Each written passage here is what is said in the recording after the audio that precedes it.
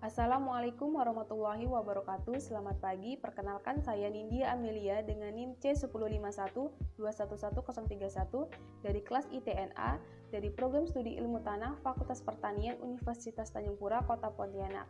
Tujuan saya membuat video ini untuk menyelesaikan tugas UTS dari mata kuliah Geologi dan Mineralogi Tanah dengan dosen pengampu yaitu Ibu Rini Hazriani SPMSI dengan materi yaitu mengidentifikasi suatu batuan beku dan batuan sedimen di lingkungan sekitar.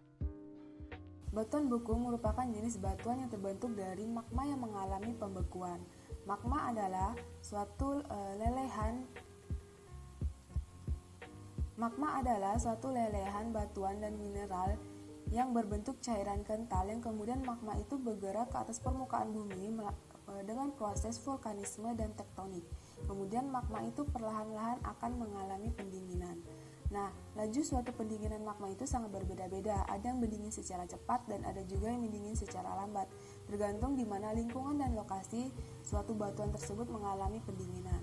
Yang nantinya dengan hasil pendinginan yang berbeda-beda itu akan menghasilkan batuan beku yang berbeda-beda juga. Ada yang kristalinnya besar dan ada juga yang kristalinnya kecil. Berikut ini jenis-jenis dari batuan beku. Yang pertama yaitu ada batu apung, batu obsidian, batu basal, batu granit, batu diorit, batu andesit, batu gabbro, dan batu liparit. Dari sekian jenis yang saya sebutkan tadi itu belum seberapa yang ada batuan beku di dunia. Dari sekian banyak jenis tadi, saya memilih batu apung untuk saya identifikasi. Sekarang kita masuk ke batu apung. Apa sih itu batu apung? Batu apung atau pumice termasuk jenis batuan yang terbentuk dari hasil letusan eksplosif gunung berapi. Batu apung juga biasa disebut dengan gelas vulkanik silikat karena mengandung buih yang berasal dari gelembung gas berdinding gelas. Nah, mineral-mineral yang ada di batu apung yaitu ada kuarsa, ada feldspar, ada triminite, dan ada kristobait. Selanjutnya yaitu proses-proses pembentukan batu apung. Batu apung terbentuk dari lava yang bersentuhan langsung dengan air.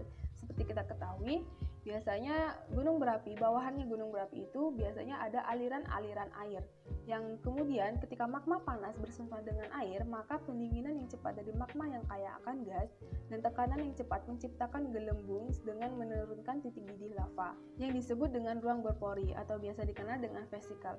Vesicle merupakan gelembung gas yang terperangkap di batuan selama pendinginan yang cepat. Material yang mengalami pendinginan secara cepat tersebut menyebabkan atom-atom di dalamnya tidak mengatur untuk membentukkan kristal. Dan kemudian gas yang tercampur di dalamnya tersebut, magma akan keluar dengan melalui ventilasi vulkanik dalam bentuk buih cair. Nah, berikut ini saya akan memperlihatkan gimana sih itu bentukan batu apung dan saya akan sedikit menjelaskan tentang ciri-cirinya dan teksturnya. Dan inilah dia batu apung yang ada di sekitar rumah saya. Ada beberapa balok seperti ini. Lalu saya pecahkan. Batu apung ini memiliki warna putih keabu-abuan dan memiliki rongga seperti ini.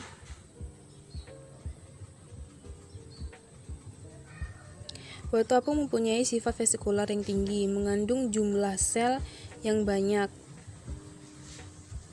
dan banyaknya ruang pori-pori yang dibatasi oleh dinding-dinding tipis. Jadi bisa dibilang batu ini mudah rapuh seperti ini.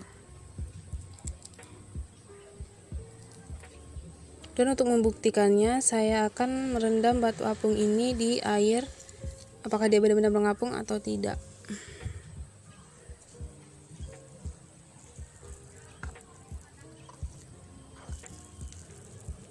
Dan ya, batu apung ini mengapung walaupun sudah saya tenggelamkan seperti ini.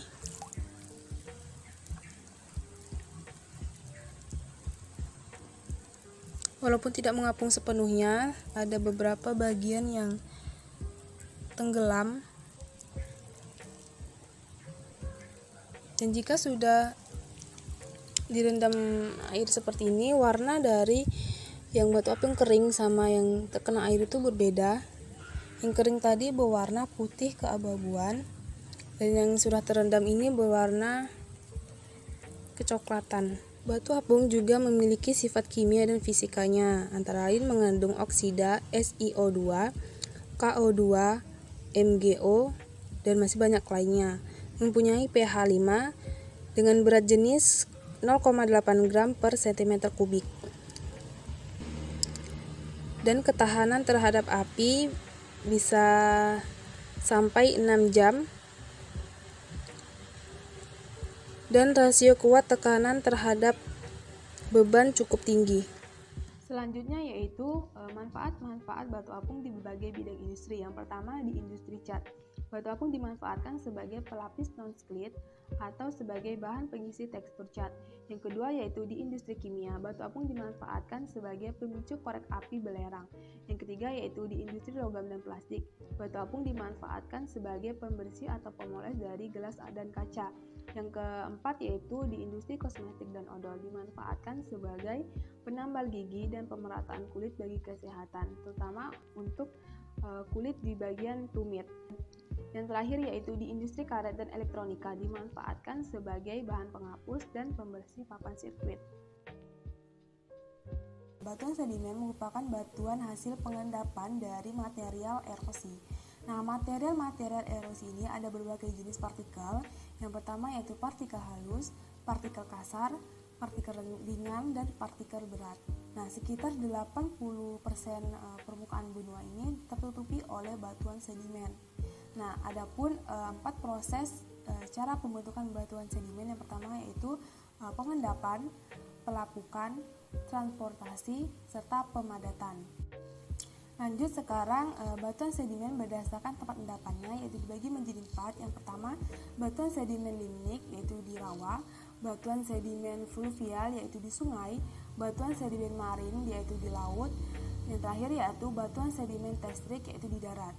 Yang pertama yaitu batuan sedimen glastik dari pecahan-pecahan batuan sebelumnya. Yang kedua yaitu batuan sedimen kimiawi dari bahan kimia. Yang terakhir yaitu batuan sedimen organik dari bahan-bahan organik.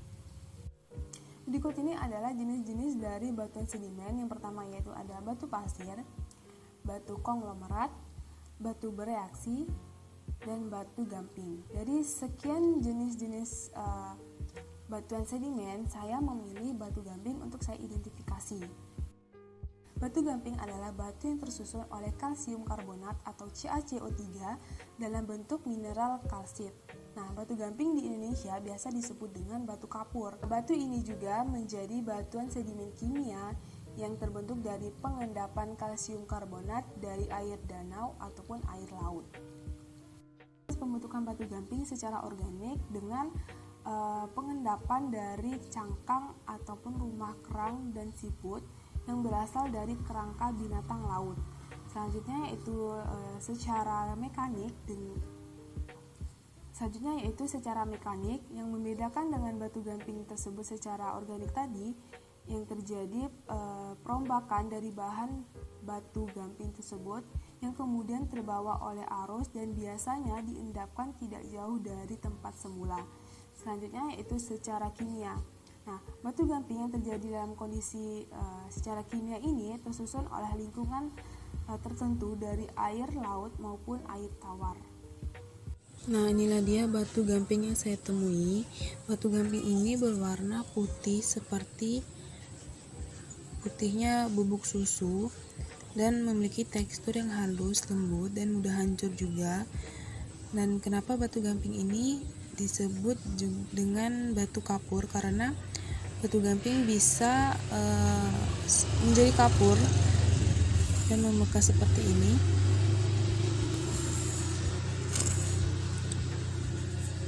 Batu gamping bersifat reaktif terhadap air hujan yang mengandung CO3 dari udara maupun dari hasil pembusukan zat-zat organik yang di permukaan tanah.